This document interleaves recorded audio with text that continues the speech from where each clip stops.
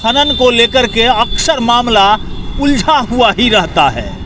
कारण क्या है कि बालू के खनन को लेकर के इसको सरकार ने कहा कि यह अवैध है, लेकिन अवैध क्या है और वैध क्या है, इसी चीज़ को जानने की उत्सुकता हमें बढ़ी और हम पहुंच गए बालू विक्रेताओं के पास और इनसे हम जानेंगे कि ये वैध कैसे हो जाता है और अवैध कैसे हो जाता है। हम इन्हीं चीज़ को जानने का प्रयास कर रहे हैं। आप तो बालू विक्रेता हैं। हाँ सर।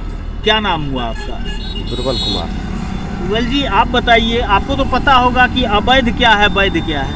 अवैध क्या है, गाड़ी जाते हैं तो दूटे रोक लेते हैं, कुछ 150 रुपया देंगे तो छोड़ देते हैं और उसके बाद वो भी होता है। उसके बाद हम लोग चालान कहाँ से देंगे, हम लोग ट्रक कीनते हैं, ट्रक कीन के गिरा के उसके बाद जाकर अपना यहाँ लोड करके बेचते हैं। लोकल लोड करते हैं तो चालान कहाँ से आएगा?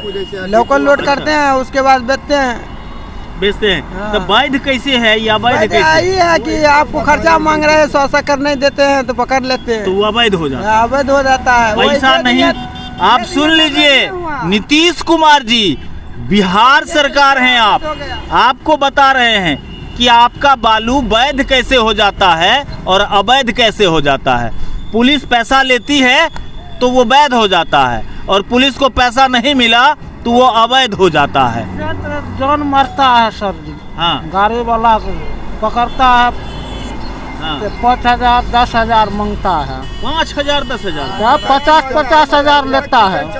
जितना कीमत बालू ने उतना मांगिएगा तो कहाँ देंगे हम लोग? फिर क्या करते हैं आप लोग? देना पड़ता है, जो खेत बेच के दीजिए, जमीन बेच के दीजिए, देना पड़ता है। देते हैं? नहीं देंगे तो क्या देना चलाएंगे? उसका रसीद मिलता है? रसीद नहीं मिलता है, कोई रसीद नहीं देता है, खाली रुपया। क्या हुआ? जैसे अगर गाड़ी जब अंदर चल जाए पकड़ लिए हैं तो मोटगर होता है तब चालान होता है। 100 200 500 वाला 1000 वाला ये सब चालान नहीं होता है। इसकी रिसीविंग नहीं मिलती है। तो यही आप समझिए कि पैसा जैसे ही पुलिस के जेब में जाता है तो यही बालू वैध हो जाता है और पुलिस को अगर पैसा नहीं मिला तो ट्रैक्टर थाने में चला जाता है और जुर्माने की राशि 5 से 10,000 भी होती है। हाँ, होवे करता है सर। नहीं, हाँ, 5 से 10,000 जिसकी रिसीविंग तो मिलती है, लेकिन सड़कों पे वैध और अवैध बालू क्या है ये आज तक इन कारोबारियों को समझ में ही नहीं आया। इन लोगों का कहना है कि हम लोग ट्रक खरीदते हैं और उस ट्रक से इस टेलर में बालू भर करके ले करके यहाँ खड़े रहते हैं, कोई ग्राहक आता है तो हम बेचते हैं। और इस बीच में अगर भाई साहब खाकी वर्दी वाले मिल जाते हैं तो उनकी सलामी अवश्य होने है। क्या बोलते हैं? होने चाहिए। हाँ, मिलता है तो बस होना चाहिए। गाड़ी वाला एकदम परेशानी है, बहुत परेशानी, प्रशासन बहुत परेशान देगा कि गाड़ी कागज बनाएगा, क्या करेगा? प्रशासन को देगा कि गाड़ी कागज बनाएगा, क्या करेगा? इसी बनाने गाड़ी ओनर परेशान है। ओनर भी बोलता होगा? ओनर नहीं बोलता है, कैसे पकड़ा दिया, कैसे क्या किया, ओनर भी बोलता। हाँ, तब तो आप समझिए कि ये ड्राइवर हैं और ये वो ड्राइवर होते हैं जो ड्राइवर इस देश की अर्थव्यवस्था को मजबूत करते हैं और इन्हें भी सम्मान से जीने का हक है इस देश में। लेकिन मान सम्मान मिलता है पुलिस प्रशासन दुनिया जहां वो सब कुछ नहीं करता। नहीं, जहाँ तक हम लोग को जो है सो खींचने की कोशिश करता है, मगर ये सब सुविधा नहीं मिलता है कि कहीं कोई मार रहा है तो हमको बचा दे या कोई ऐसा हेल्प करे। कोई हेल्प नहीं करता है सर, कोई हेल्प नहीं होता है। जहाँ तक वो हमसे 10 रुपया ले लेता है मगर हमको बचाव नहीं करता है। मतलब पुलिस अगर नजर आ जाती है तो आपके मन में क्या दिखता है, फिर चलता है? मेरा मन में तो यही टिकता है जो कि ये भी है, उन्हीं से मिला हुआ, हम लोग को तो कोई नहीं है सर। न सरकार है न प्रशासन है, पब्लिक का जो मन है वो हम लोग के साथ करता है। प्रशासन एकदम मनमानी करता है, गाड़ी वाले के साथ प्रशासन की मनमानी करता है। तो ये आप समझ रहे हैं, हम आपको समझाने का प्रयास कर रहे हैं कि वैध बालू क्या है और अवैध बालू क्या है। पैसा दो तो वैध, पैसा नहीं दो तो अवैध। अब ऐसे में जो ट्रैक्टर चालक हैं वो क्या करेंगे?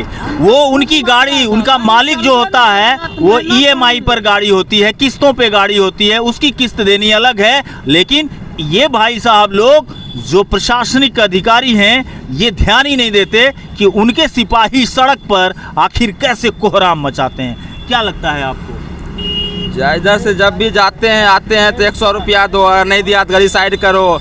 जबरदस्ती गाड़ी चाबी ले लेता है, कभी कुछ करता है, कभी दबाने लगता है, 100 दो, 200 दो, हरदम तंग करते रहता है हम लोग का। तो बालू का रेट बढ़ जाता है, वहीं पर मजदूर लोग पूरा परेशान रहता है। सब लेके क्या करें, जुड़ जाता है बालू पर। सब कुछ बालू अब जुड़ जाता है। अब जाएंगे बलिया जाएंगे 200 रुपया ले लेगा, हर थाना 100 200 ले लेगा, तो हम लोग क्या करेंगे? हम लोग खुद मजदूर आदमी है, नहीं दिए तो मारने लगा, गाड़ी साइड करो, अंदर करो। गाली गलौज भी करता है पुलिस, करेगा ना, गाली गलौज सब कुछ करता है। डर से मालिक फोन करते दे दो, क्या करेगा? नहीं देगा 20,000 25,000 फाइन कर देता है। तो ये आप समझिए कि ये सुशासन की सरकार है, जिस सरकार में आम जनता को जीने का हक छीन लिया गया है। खास करके उन लोगों को जो लोग ट्रैक्टर खरीदते हैं जीविका के लिए, जीने के लिए, एक रिक्शा खरीदता है जीने के लिए, अपनी बहू बेटी का जेवर बंधक रखता है और सूद पर समूह में से पैसा उठा करके गाड़ी खरीदता है, उसकी EMI अलग होती है। और यहाँ पे सड़कों पे इन लुटेरों के बीच में ये फंसी हुई जनता है, जो बिहार की जनता है, और बता रही है कि सड़कों पर सुशासन का कैसा तांडव मचा हुआ है। जी जाते हैं रामपुर सैदपुर, डर से गाड़ी जल्दी कोई नहीं जाता है। इधर जाते हैं इधर राजूपुर कटरामला जाते हैं, उधर से डर से गाड़ी नहीं जाता है। क्यों जाएगा भाई, पार्टी का क्यों जाएगा भाई, पकड़ लेता है गाड़ी। कोई भी क्यों जाइए, लोहिया नगर जाते हैं 200 रुपया लेता है हर थाना, 200 रुपया दो तब गाड़ी बढ़ेगा, छुपा के गाड़ी लगा के रखता है, ऐसा व्यवहार करता है। आपको मैं बताऊं कि इसी बेगूसराय में जब नीतीश कुमार जी का आगमन हो रहा था ITI के मैदान में, खास करके समाज सुधार यात्रा के लिए वो आ रहे थे, और उसमें जो मिट्टी भराई का काम चल रहा था, जो ट्रैक्टर जो हाईवा उसमें काम कर रहा था, उसी को CO ने पकड़ लिया था और उस पर भी जुर्माने की राशि वसूल की गई थी। और जो कुछ तो वैध था और कुछ राशियां जो थी 75% राशियां अवैध तरीके से वसूली जाती है। बालू की आड़ में प्रशासन की ये गुंडागर्दी अब शरेआम हो चुकी है, जो कि निश्चित तौर पर कहा जा सकता है कि सरकार को इस ओर ध्यान देने की आवश्यकता है। नहीं तो ऐसी परिस्थिति में अराजकता जैसा माहौल होगा, और फिर क्या होगा ये सरकार को भी पता है।